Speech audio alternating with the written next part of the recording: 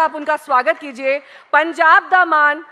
और इस सेशन को आगे बढ़ाएंगी मेरी सहयोगी अंजना ओम कश्यप। मैं गुजारिश करूंगी कि अंजना आप मंच पर आ जाएं। सर प्लीज जोरदार तालियां एक बार भगवंत मान जी के लिए।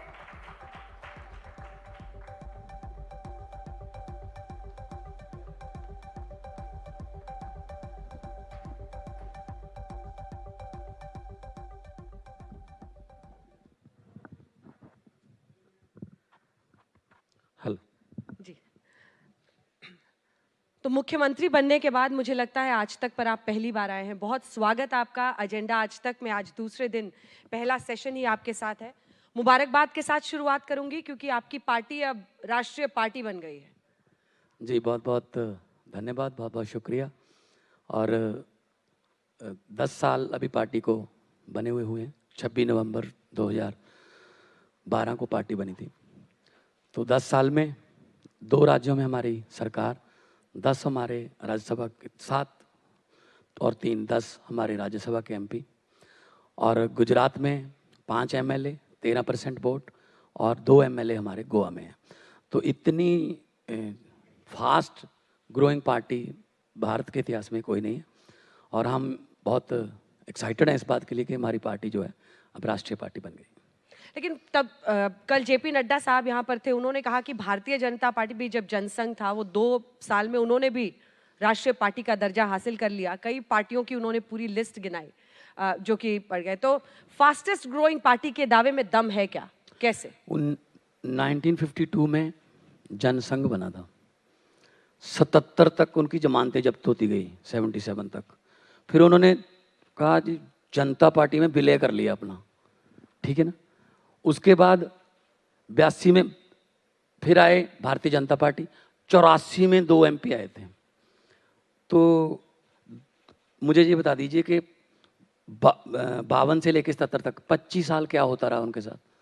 तो वो तो जनसंघ का ही हिस्सा है ना भारतीय जनता पार्टी। तो और आम आदमी पार्टी किसी राजनीतिक पार्टी से निकले हुए या निकाले हुए या पार्टी छोड़कर आए हुए बंदे ने नहीं बनाई। ये रामलीला ग्राउंड से निकली है।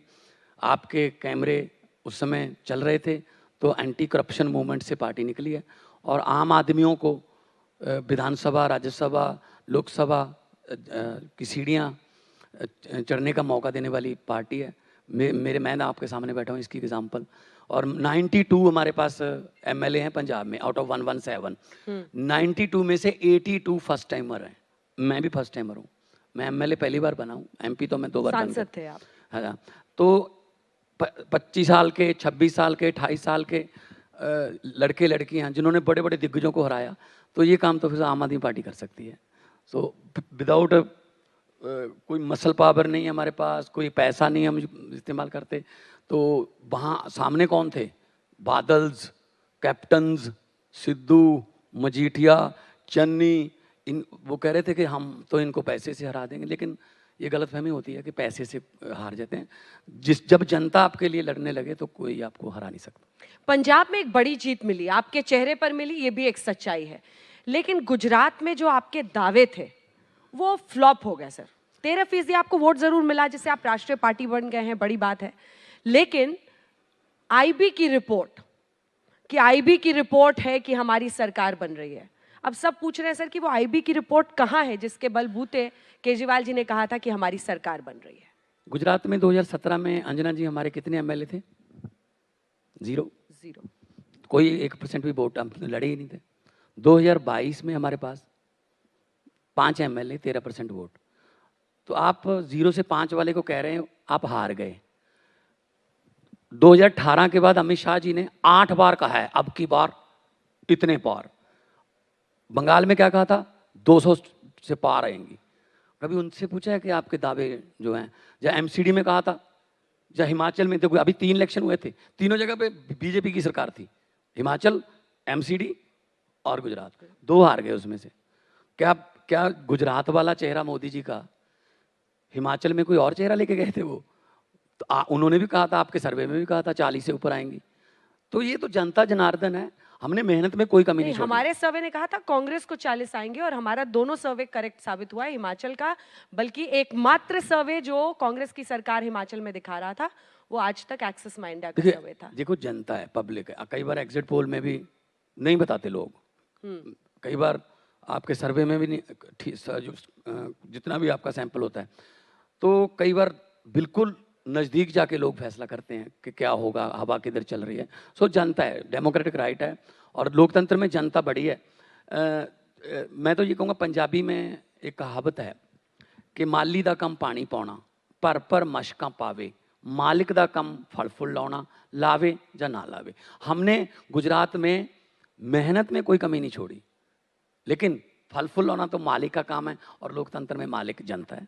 और लिख के देने वाला रिवाज आपने शुरू किया ना सर, सब कह रहे हैं जो जो लिख के दिया है उस पर माफी मांगे। यहीं पर बैठे थे कि बीजेपी अध्यक्ष, उन्होंने कहा कि हुडविंग किया उन्होंने गुजरात की जनता को, आईबी रिपोर्ट का गलत हवाला दिया, लिख कर दिया, उन्हें माफी मांगनी चाहिए। पंजाब में तो सही साबित हो गया आपके चेहरे पर, लेकिन गुजरात में वो सही साबित नहीं हुआ। उन्होंने लिख के दिया था मुझे कि 5 से कम सीटें कांग्रेस की आएंगी।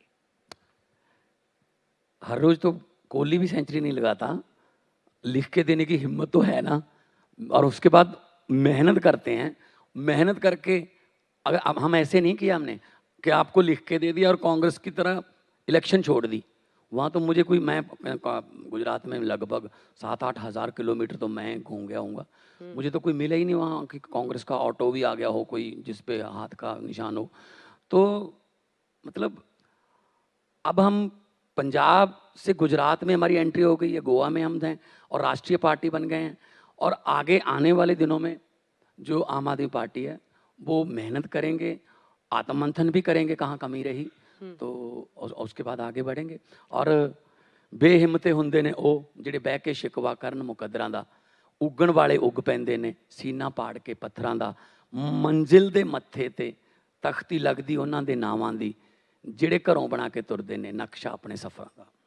आपके चेहरे पे चल गया मामला, लेकिन जब जब ये न्यूज एंकर्स को अरविंद केजरीवाल चुनते हैं, उन्होंने ईशुदान गढ़वी को चेहरा बनाया था, मामला वहीं से गड़बड़ा गया क्या? गोपाल इटालिया हो, ईशुदान गढ़वी हो, अल्पेश कटीरिया हो, जिन लोगों को आपने चेहरे बनाए वहां पर, आपके सीएम उम्मीदवार हार गए अपनी सीट।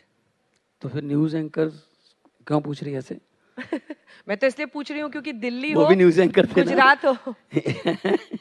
नहीं, मैंने आपको बताया ऑन ए सीरियस नोट, हमने कमी नहीं छोड़ी कोई, बाकी तो लोग हैं, पब्लिक है।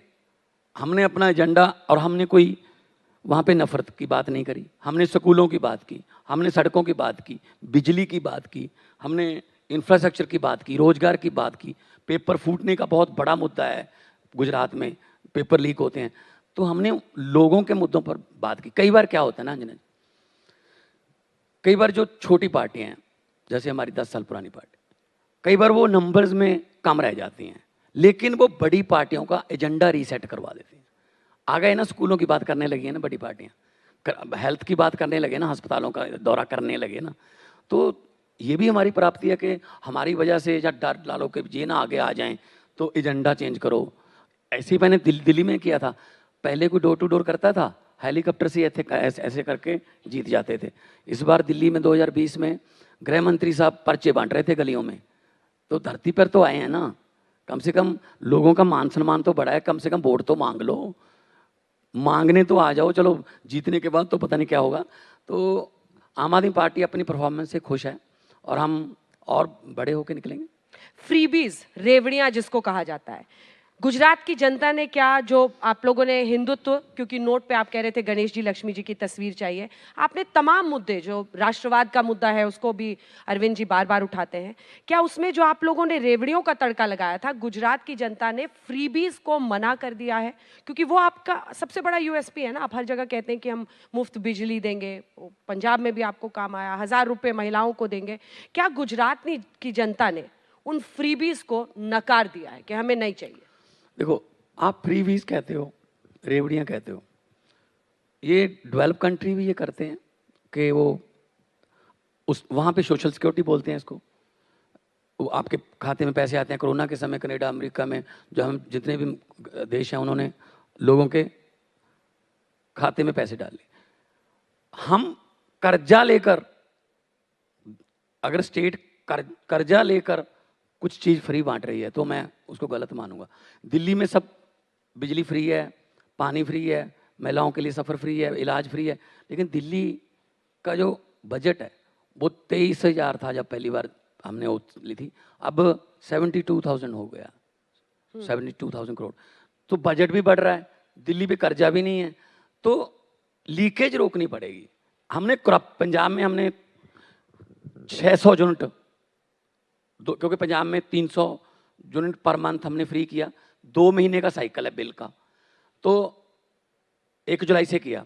पंजाब में 75 लाख के करीब मीटर हैं, 61 लाख मीटर, 61 लाख घरों को जीरो बिल आया है। आने वाला नवंबर वाला बिल जो है 67 लाख घरों को जीरो आएगा। हमने कोई कर्जा नहीं लिया, हमने बिजली बनाई। 83% बिजली पंजाब के जो थर्मल प्लांट हैं रोपड़ और लहरा मोहब्बत वाले, उसमें 83% बिजली ज़्यादा हमने पैदा की है। तो लोगों का टैक्स लेकर लोगों पर वापस देना, मैं तो इसको फ्री भी नहीं मानता। बहुत सी फैसिलिटियाँ जो हैं, जैसे शिक्षा पे अगर हम खर्च रहे हैं, बिजली पे खर्च रहे हैं, लेकिन हमने करप्शन और माफिया राज हमने पंजाब में उन पर रोक लगाई है। 9,000 से ज़्यादा, 9,000 एकड़ से ज़्यादा जो रसूखदार थे, पॉलिटिशियन थे या उनके रिश्तेदार थे, उनसे ज़मीन छुड़वाई है जो अवैध कब्जा कर रखा था। वो 9,000 एकड़ जब आ गई, कोई फॉरेस्ट की है, कोई पंचायत की है, तो आमदनी बढ़ेगी। हम खजाना भरेंगे, वे खजाना भरेंगे तो लोगों में बांटेंगे, इसमें क्या दिक्कत है? लेकिन एक बात है, हाँ। मुझे तो आपने पूछ लिया कि फ्री बी की रेवड़ी, तो कोई नड्डा साहब जहाँ आज बीजेपी वाले कोई आए, उनसे ये पूछना कि वो 15 लाख हर खाते वाला पापड़ किसने बेचा था? 15 लाख हर खाते में आ जाएगा, 2 करोड़ नौकरियां मिल जाएंगी हर साल। मिल गई, फिर बाद में कहते जो तो जुमला था।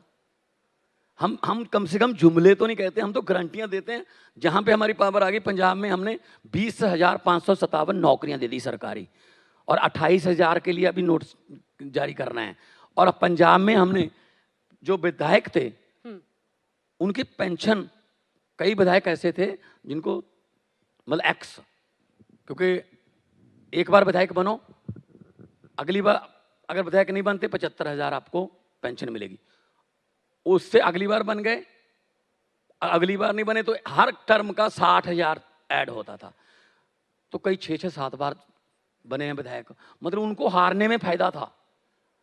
मतलब 3.5 लाख 4 लाख उनकी पेंशन, अगर विधायक बनते हैं तो वो वेतन मिलेगा। तो क्या कर दिया आपने उनका? हमने एक विधायक एक पेंशन, एक मिलेगी पेंशन, चाहे 10 बार विधायक रहे हो, चाहे 8 बार रहे हो, चाहे 7 बार रहे हो। जब वोट मांगने आते तब तो कहते हैं सेवा करनी चाहता हूँ, सेवा का मौका दीजिए। सेवा की पेंशन थोड़ी मिलती है, फिर सेवा करो, और सेवा से मेवा ढूंढ रहे हैं। वहाँ से हमें खजाने में आया कुछ, और लोगों को भी राहत हुई, चलो शुक्र है, इससे कुछ तनख्वाह देंगे हम। और हमने ओपीएस ओल्ड पेंशन स्कीम का नोटिफिकेशन जारी कर दिया, ठीक है ना। हमने आटा दाल स्कीम को घर घर जाके उसका नोटिफिकेशन हो रहा है। और पंजाब में ऐसे काम भी किए हमने जो हमने गारंटी में नहीं लिखे थे। हमारे पास जब पावर है तो हम कर सकते हैं लोगों के लिए, तो व्हाई नॉट, करना चाहिए। आरबीआई की रिपोर्ट है, लेकिन चूंकि फाइनेंसेस पे, मैं इसके बाद हिमाचल पर चर्चा करने चाह रही थी, लेकिन चूंकि फ्रीबीज का जिक्र आ गया है, तो क्या पंजाब का फाइनेंस अर्थव्यवस्था मैनेज करने में आपको दिक्कत हो रही है? इसलिए पूछ रही हूँ क्योंकि आरबीआई की रिपोर्ट 2021 की कहती है कि ऋण के मामले में, फिस्कल डेफिसिट में पंजाब को दिक्कतें आ रही हैं, और जो उनका फाइनेंस कमीशन का टारगेट था उससे आप पीछे चल रहे हैं। 20,000 करोड़ का लोन भी आपने लिया है। क्या 45% जो आपकी जो बजट है उसका आपको फ्रीबीज के लिए देना है? मुश्किल हो रहा है? कुछ तनख्वाहों को भी लेकर देने में, टीचर्स का मुद्दा पहले आया था 2-3 महीने पहले, दिक्कत आ रही है आपको तनख्वाहों को टाइम पर देने में? क्योंकि फ्रीबीज प्रॉमिस कर देना, आपने कहा था सर कि 30,000 करोड़ मैं इकट्ठा करूंगा अलग जगह से, 10,000 करोड़ में शराब की बिक्री के जरिए जो है, 1 लाख करोड़ का आपने टारगेट सेट किया था। क्या वो पूरा आप कमाई कर पा रहे हैं? टैक्सेस में क्या दिक्कत आई है, क्योंकि पिछले दिनों गिरावट आई है? आप अपनी अर्थव्यवस्था को क्या मैनेज कर रहे हैं? बीजेपी लगातार आरोप लगा रही है कि पंजाब ऋण में डूबता चला जा रहा है, इस पर आपका जवाब। देखो, जब पंजाब में बीजेपी और अकाली दल की सरकार थी, तब सबसे ज़्यादा कर्जा चढ़ा था और 2.25 लाख करोड़ कर्जे में छोड़ के गए हैं। हम उसको ठीक करने में लगे हैं, कर्जा बढ़े ना, लेकिन कम करेंगे। अब बीजेपी कह रही है पंजाब कर्जे में डूबता जा रहा है। उसके 2-3 कारण बता देता हूँ। हम महानदी, उड़ीसा में महानदी कोल माइन है, वहाँ से कोयला लेते हैं। सीधा ट्रेन से उड़ीसा से पंजाब आता है। अभी नया फरमान जारी कर दिया कि 1 तारीख से आप सीधा ट्रेन में नहीं आओगे, ट्रकों में लेके उसको पूरी बंदरगाह पे लेके जाओगे, वहाँ से शिप में उसको लोड करोगे, फिर श्रीलंका के ऊपर से आके फिर मुंड्रा पोर्ट पे आओगे, वहाँ उतारोगे, फिर पंजाब ले जाओगे। मुझे ये बता दीजिए, पंजाब अगर उड़ीसा से पंजाब आना होता तो बाया श्रीलंका आते हैं। 800 करोड़ का हमारा नुकसान हो रहा है उसमें, 800 करोड़ का, 4 गुना कोयला महंगा हो जाएगा उससे। फिर हम ये कहते हैं कि भाखड़ा नंगल जो है, भाखड़ा नहर जो है, वहाँ जितने भी पंजाब में फॉल्स हैं, वहाँ छोटे छोटे हाइड्रो प्रोजेक्ट लगा लेंगे, 64 मेगावाट बिजली पैदा हो जाएगी। तो ये जो कह रहे हैं कि कर्जे में डूब रहे हैं, सरकार कहती है कर लो, लेकिन इसमें से आपको हरियाणा को हिस्सा देना पड़ेगा। हमने कहा जी पंजाब की नहर तो पंजाब में जा रही है, हरियाणा अपने जगह बना ले। कहते नहीं। हमने कहा कि अगर हरियाणा लगा लेगा तो पंजाब को हिस्सा दोगे? नहीं नहीं, वो तो हरियाणा का पानी है, आपको हिस्सा देना पड़ेगा। मतलब ऐसे ऐसे अब हमने 2015 से बंद पड़ी हमारी कोल माइन चली है झारखंड में, पचवाड़ा में, उस पर 50% का कैप लगा दिया, 50% कोयला निकाल सकते हो इसमें से। तो हमने कहा जी हमें निकाल लेने दो कोयला, हमारी माइन है, ट्रेन में ले जाके हम 2 हमारे जो सरकारी थर्मल प्लांट हैं उनके लिए ज़्यादा है, जो 3 प्राइवेट हैं उनको हम सस्ता कोयला देंगे, उनसे फिर टैरिफ कम करवा लेंगे कि क्योंकि वो महंगा लेते हैं, अब टैरिफ भी फिर पंजाब को ज़्यादा देना पड़ता है। कहते करवा लो जी, 800 रुपया पर टन सेंटर को रॉयल्टी देनी पड़ेगी। भाई साहब कोयल हमारे, खान हमारी है, गाड़ी का हम रेलगाड़ी का किराया दे रहे हैं, हमें पंजाब में ले जाके फिर वापस रॉयल्टी देनी पड़ेगी। तो इसीलिए कल मैं आर के सिंह जी को मिला था, देखिए जी किसी तरफ से तो ठंडी हवा आने दो। उस बिजली से क्या करते हैं हम, सेंट्रल पूल में फूड देते हैं, राइस देते हैं, गेहूँ देते हैं, वो तो सीधा पंजाब से ले जाते हो, फिर उसको भी बाया उधर से लेके आओ तुर्कमेनिस्तान, उधर से फिर मुंड्रा में उतार लो। तो ये जाती है। मैं सेंटर के साथ मिलके चलता हूँ। हमारा 2800 करोड़ रुपया RDF का रोका हुआ है, रूरल डेवलपमेंट फंड का, ठीक है जी। उस पर शर्तें लगा रखी हैं, ये करो वरना ये करो वरना ये करो। तो GST का वैसे अभी बंद कर दिया कि GST का तो हिस्सा ही नहीं अब मिलेगा किसी को। तो कम से कम राज्यों को, मतलब अगर आपने पैसे देने नहीं, कम से कम लेने वाला काम तो बंद कर दो ना। राज्य को हम पैरों पर कर लेंगे। पंजाब में इतने सोर्सेज हैं, माइनिंग है पंजाब में, एक्साइज से हम आ रहा है पैसा, और टैक्स लोग दे रहे हैं, इंडस्ट्री हमारे पास है, टाटा स्टील आ रहा है, और सनातन टेक्सटाइल आ रहा है, वर्धमान है, हीरो बाईसाइकिल है, ट्रैक्टर सबसे बड़ा प्रोड्यूसर पंजाब है, सोनालिका, स्वराज। तो हमारे पास बहुत सोर्सेज हैं, लेकिन कम से कम वो ये तो ना कहे ना कि नहीं जो जितने कमाए उतने से इतना हमारा हिस्सा दे। तो मतलब आपकी बात से ये समझ में आ रहा है कि गर्म थपेड़े लग रहे हैं अभी इकोनॉमी मैनेज करने में। नहीं, इकोनॉमी मैनेज कर लिया, इकोनॉमी हम अपने आप मैनेज कर लेते हैं, कर लेंगे, कोई ऐसी बात नहीं है। जिस डेट में छोड़ के गए थे उससे करेंगे, लोगों को फैसिलिटियाँ भी देंगे, कोई गारंटी या वादा ऐसा नहीं करेंगे हम कि लोगों को कह दिया बाद में कहा खजाना खाली, खजाना खाली, ये काम नहीं करेंगे, लेकिन खजाना भी भरेंगे और लोगों को फैसिलिटियाँ। कितना ऋण है सर अभी पंजाब पर? वो 3.25 लाख करोड़, वो भी छोड़ के गए थे, वो छोड़ के गए थे। उसके बाद बढ़ा है?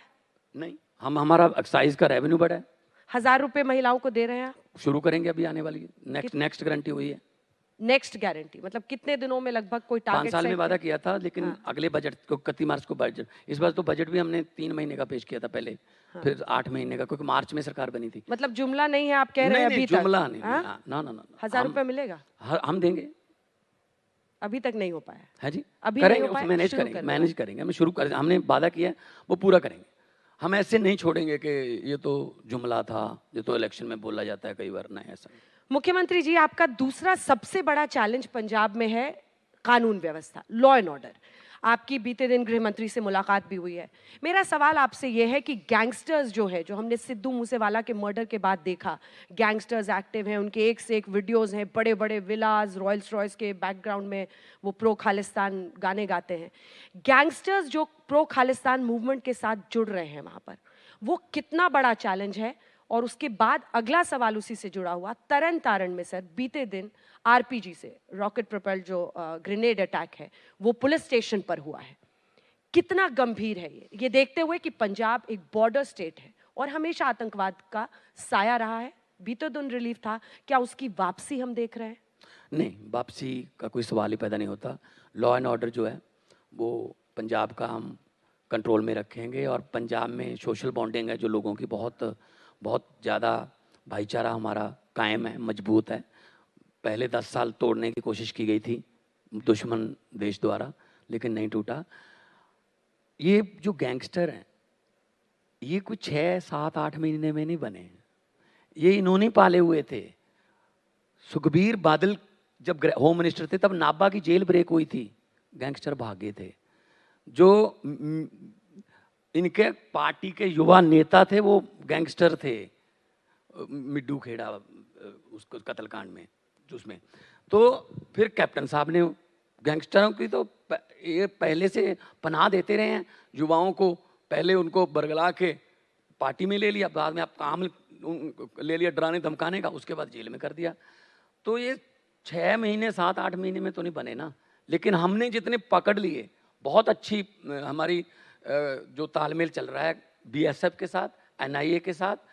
हम कई गैंगस्टरों को, कई जो गैर सामाजिक तत्व हैं उनको राजस्थान से पकड़ के लाए, कईयों को हरियाणा से पकड़ा, उत्तराखंड से पकड़ा, मुंबई से पकड़ के लाए। तो पंजाब पुलिस जो है वो सक्षम है कि वो अमन कानून की हालत को कंट्रोल करने में।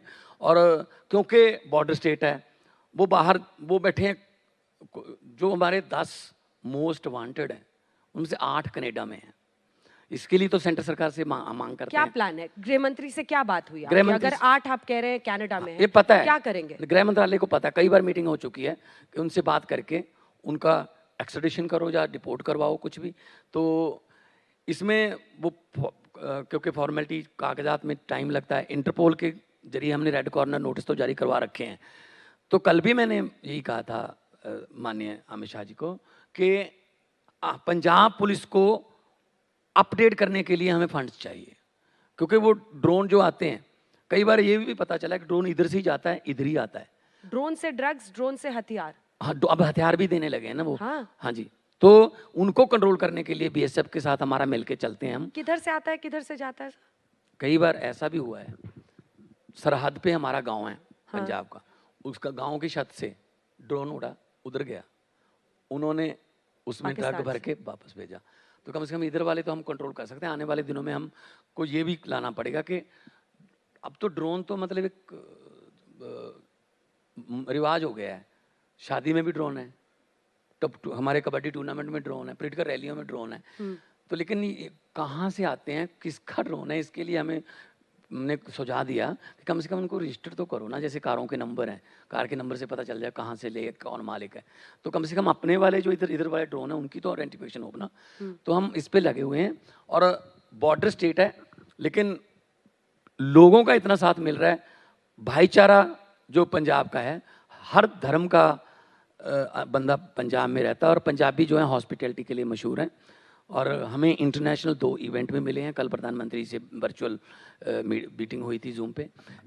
G20 के 2 सम्मेलन हमें मिले हैं श्री अमृतसर साहब में। और हम हॉस्पिटैलिटी के लिए माने जाते हैं पंजाबी। हमने आश्वासन दिया है कि हम ऐसा सम्मेलन करेंगे कि वो याद रखेंगे जो बाहर से हमारे डिग्निटी आएंगे।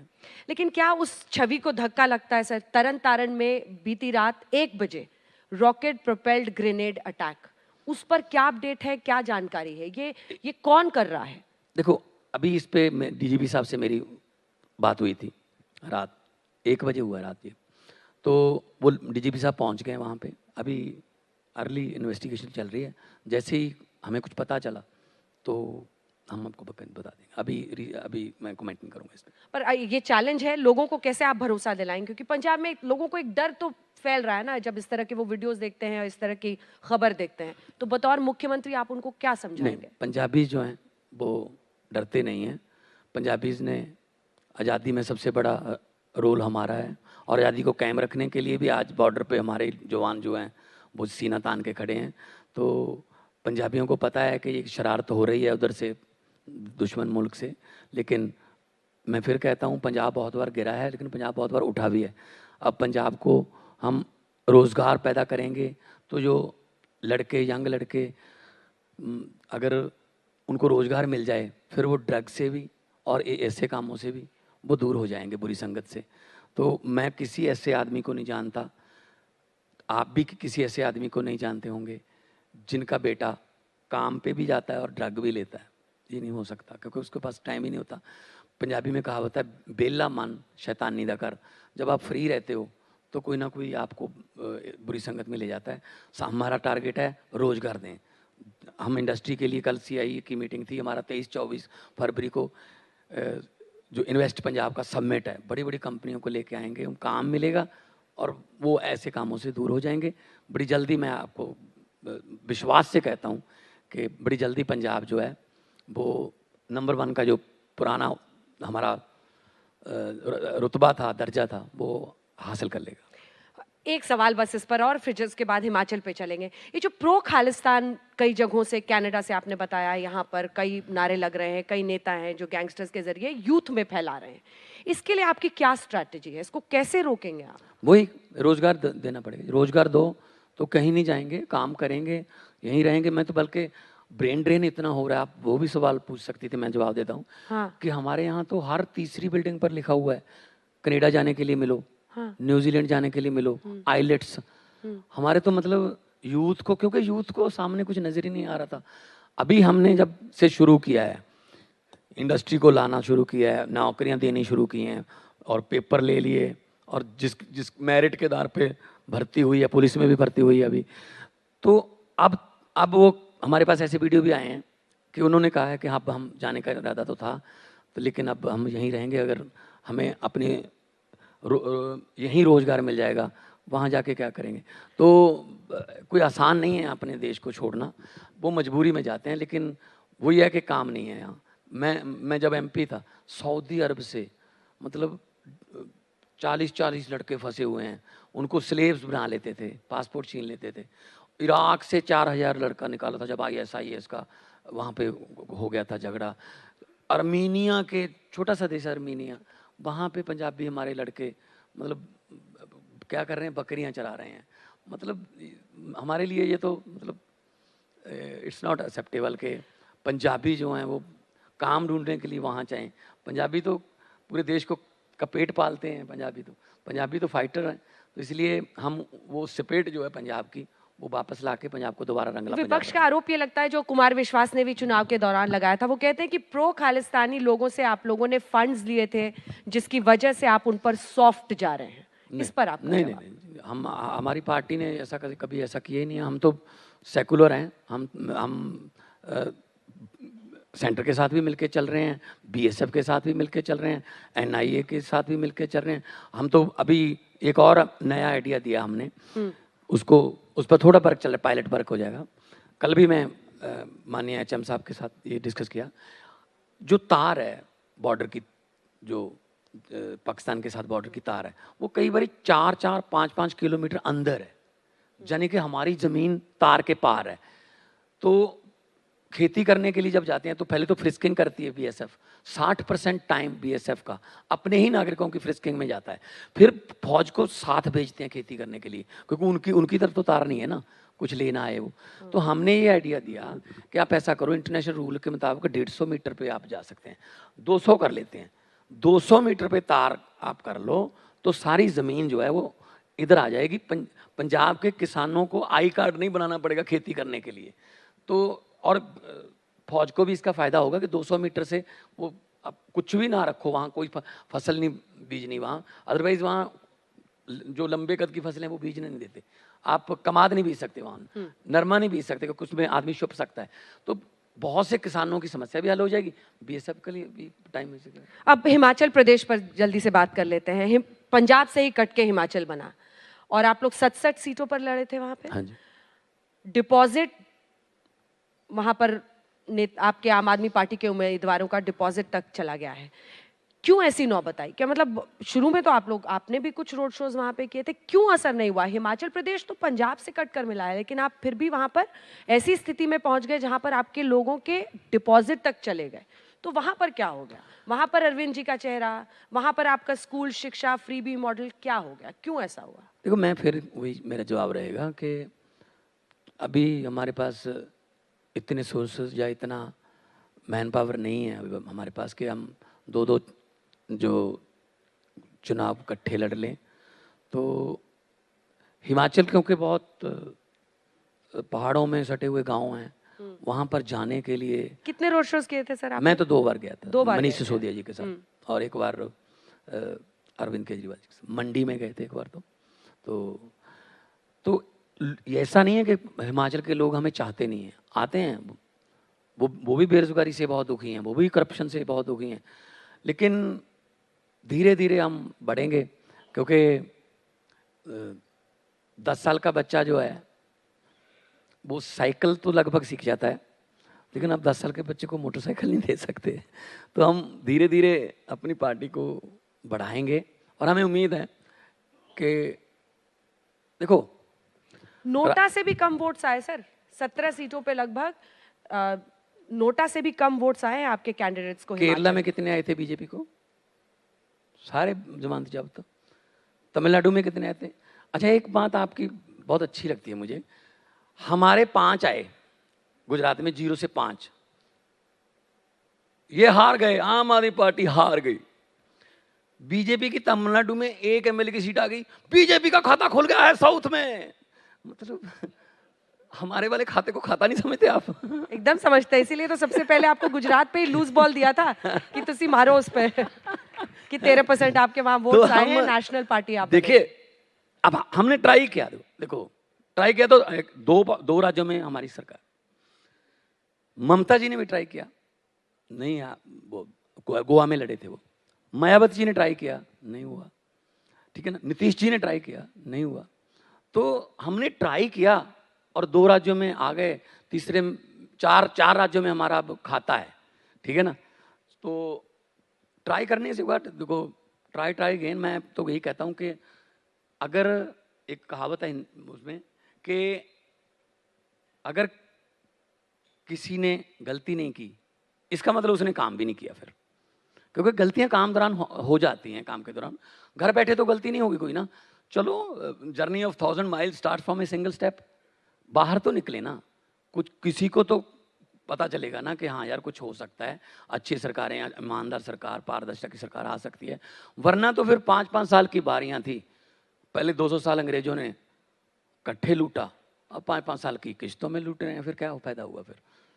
तो क्या भगत सिंह जी, राजगुरु सुखदेव, चंद्रशेखर आजाद इस काम के लिए उन्होंने शहीदियाँ दी थी कि यहाँ करप्शन हो, यहाँ घोटाले हों, यहाँ 2-2 हज़ार करोड़, 5,000 करोड़, 10,000 करोड़।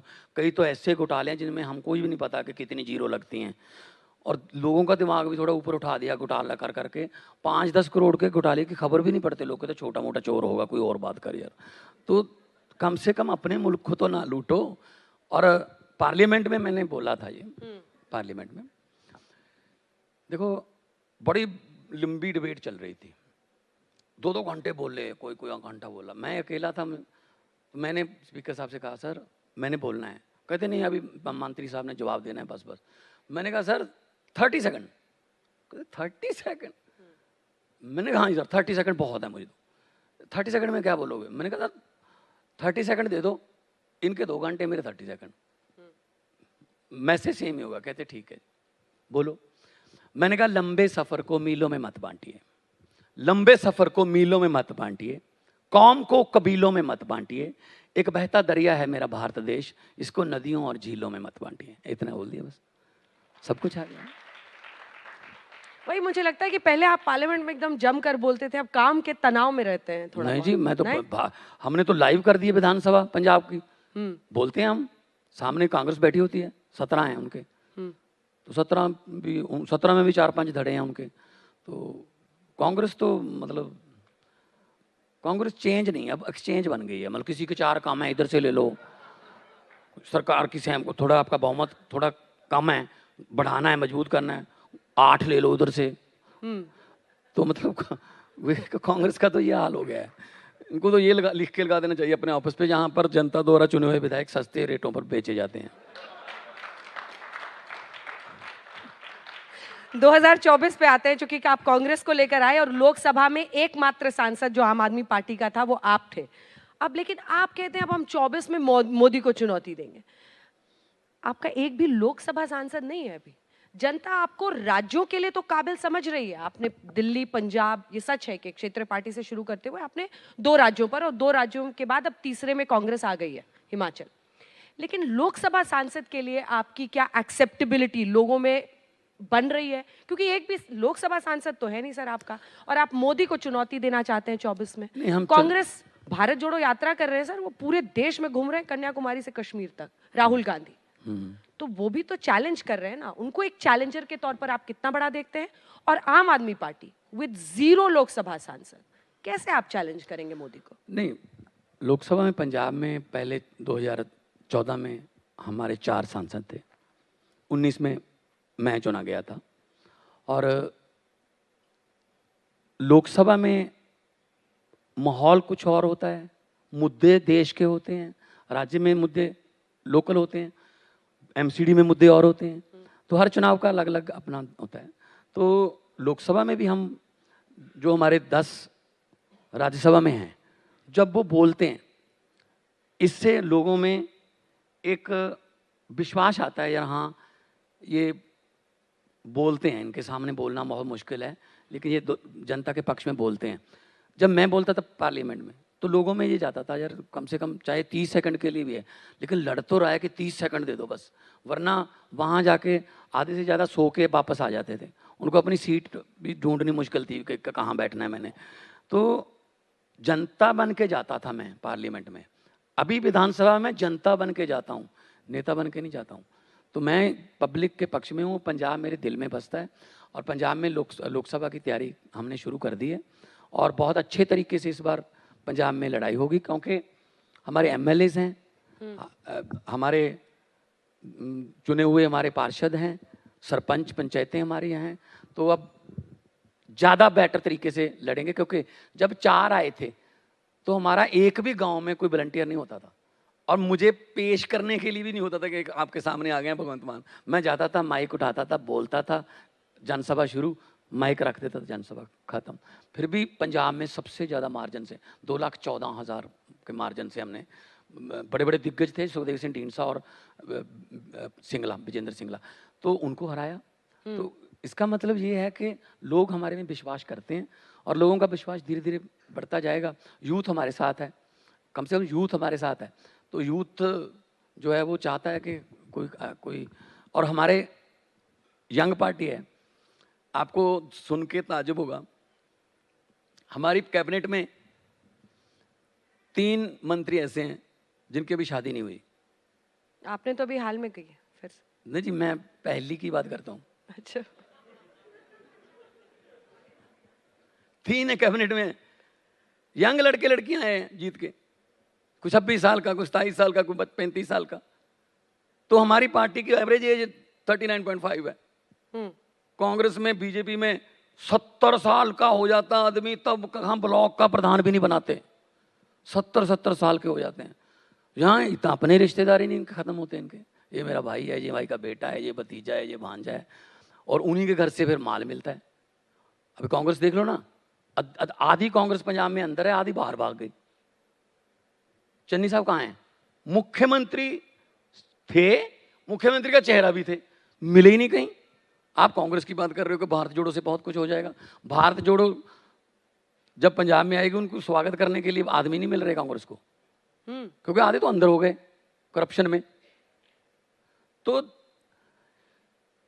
दोनों पार्टियों ने ये कर रखा है कि बस आम आदमी पार्टी ना आ जाए, आम आदमी पार्टी ना आ जाए।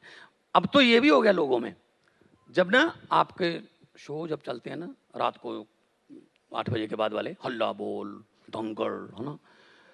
तो उसमें अगर आधा घंटा आम आदमी पार्टी को गालियां पड़ रही हों तो लोग पूछने लगते हैं एक दूसरे से, यार कहाँ से जीत रहे हैं ये,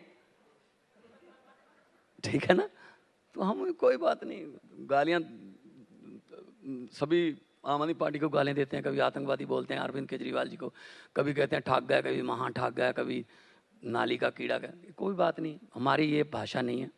हम तो लोगों के पास जाके बात करते हैं, क्योंकि लोकतंत्र में लोग बड़े होते हैं और हुकूमत वो करते हैं जिनका दिलों पर राज होता है। यूं कहने को तो मुर्गे के सर पे भी ताज होता है। मुख्यमंत्री जी, एक और आरोप आप पर लगता है, मैं पूछ ही देती हूँ। जी। वो कहते हैं कि आप चेहरा हैं, आपके भाषण लोग सुनते हैं, आप बोलते अच्छा हैं तो खूब वायरल होते हैं आपके भाषण, लेकिन सरकार केजरीवाल जी चलाते हैं।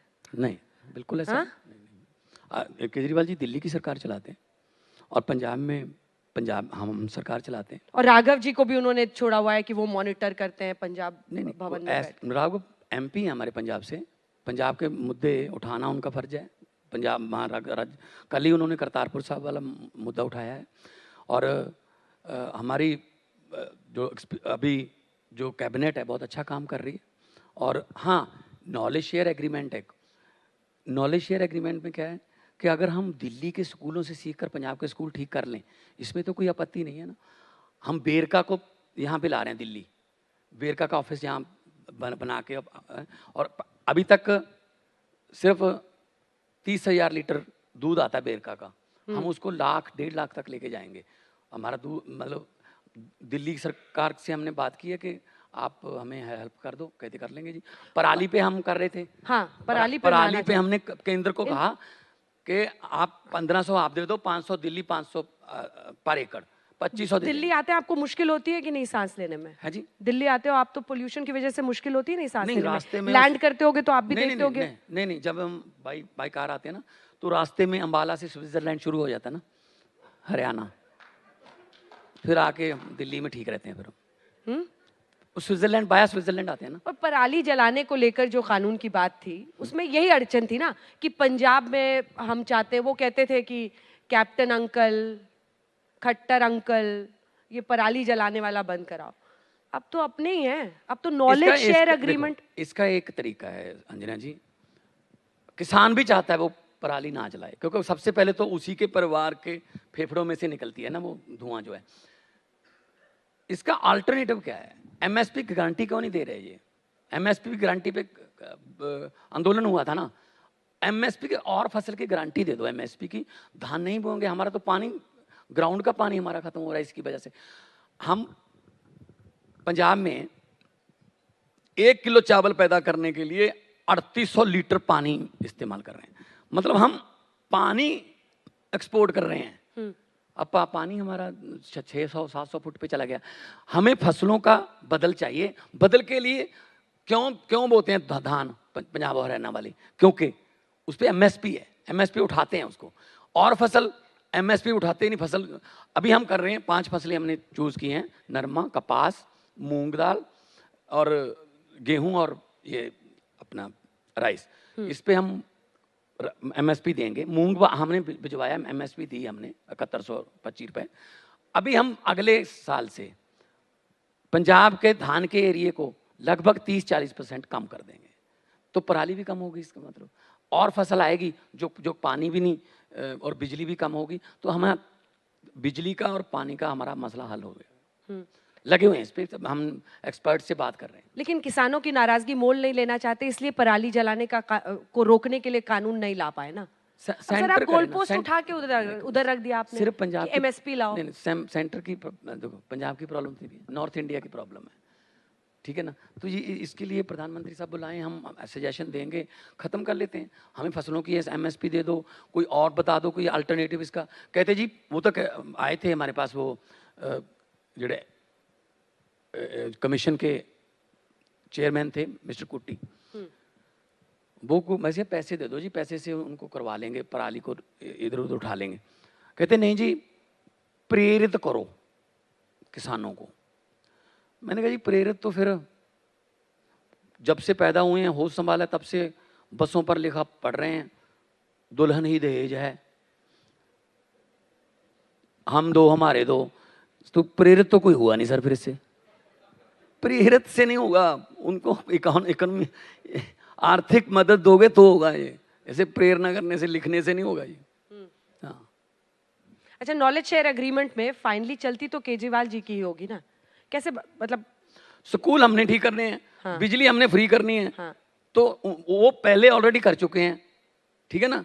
तो कुछ चीजें ऐसी हैं जो पंजाब भी उनको बताएगा, ठीक है ना। आपने कौन सी बात बताई है उनको?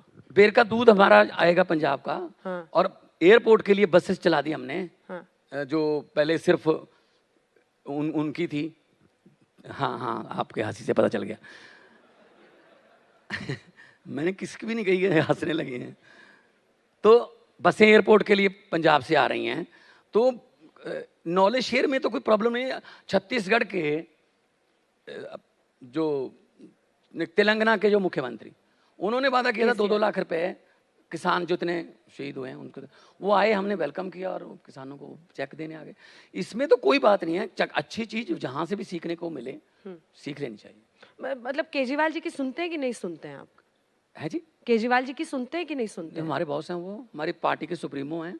अगर वो चाहें कि अब भगवंत मैं ऐसा चाहता हूँ, बैठ के बात करें, तो हम बैठ के बात कर लेते हैं। क्या होता है सर, कैसे करेंगे, फिर इसका बजट क्या बनेगा। IARS अफसर हैं, इनकम टैक्स के कमिश्नर हैं, उनको पता है पैसा आता कहाँ से है, जाना कहाँ है। तो उनके एक्सपीरियंस से फायदा लेना चाहिए हमें। और अभी तो पैसा संभालने में बहुत सारी चुनौतियां हैं आपके पास। एक आखिरी सवाल है मेरा, MCD चुनाव को लेकर। जीत आपकी हुई, लेकिन वहां पर भी एक तरफा जीत की आपने वहां पर भी कहा था कि आंधी आएगी हमारी, जो 132। इसको तो जीत मान लो। नहीं नहीं, जीत है, जीत है, फिर भी कह रहे हैं आंधी आएगी, आंधी नहीं आई। जीत है। हाँ जी, तो वो 104 करके भी कह रहे हैं हम, मेयर हमारा बनेगा। कैसे कह रहे हैं वो, कौन सा कॉन्फिडेंस है या ओवर कॉन्फिडेंस है उनके पास। तो मतलब कम से कम डेमोक्रेटिक तरीके से चुनाव हुए हैं, जीतने वाले को मान तो लो ना। लेकिन जिन 4 मंत्रियों पर आपके आरोप है, उसमें मनीष सिसोदिया जी हैं, उसमें सत्येंद्र जैन है, उसमें आपके 2 और मंत्री हैं जिन पर आरोप है, कैलाश गहलोत, उन सब के एरियाज में परफॉर्मेंस कम रही है। क्या जो एक के बाद एक वीडियोज आए तिहाड़ के और जो आरोप लगे इन मंत्रियों के, वो कहीं ना कहीं जनता के मन में घर कर गए, जिसकी वजह से उनके इलाकों के वार्ड में थोड़ा सा नुकसान हुआ? CBI की चार्जशीट में मनीष सिसोदिया का नाम नहीं है। 500 जगह पे छापे मारे, 2000 अफसर लगाए, कुछ नहीं मिला। इसका मतलब इलेक्शन के लिए वीडियो चलाते थे कि जिसने स्कूल बनाए वो उसको अंदर कर दो, और जिसने अस्पताल बनाए उसको अंदर कर दो। 2 ही थे हमारा, school and education, school education and health. तो ये प्रोपेगेंडा वीडियो चला दी। लोगों से बात करो जी कि हम आपको ये देंगे, आपके बच्चों को शिक्षा देंगे, सड़कें ठीक हो जाएंगी, बिजली ठीक हो जाएगी, इंफ्रास्ट्रक्चर ठीक हो जाएगा। ये वीडियो उसकी आ गई, इसने ये कहा, इसने वो कहा, ये मुद्दे नहीं है लोगों के। चलिए, आप यहाँ पर आए एजेंडा आज तक के मंच पर, हर सवाल का आपने जवाब दिया, बिना रोके न टोके। हर सवाल हमने आपसे पूछा और आपने जवाब दिया। आपका बहुत बहुत धन्यवाद भगवंत मान जी, हमारे साथ। बहुत बहुत मेहरबानी, बहुत धन्यवाद। एक जाने से पहले सर आपको एक एजेंडा लिखना है एक लाइन में कि क्या आपका एजेंडा होगा अगले साल का। आइए उधर।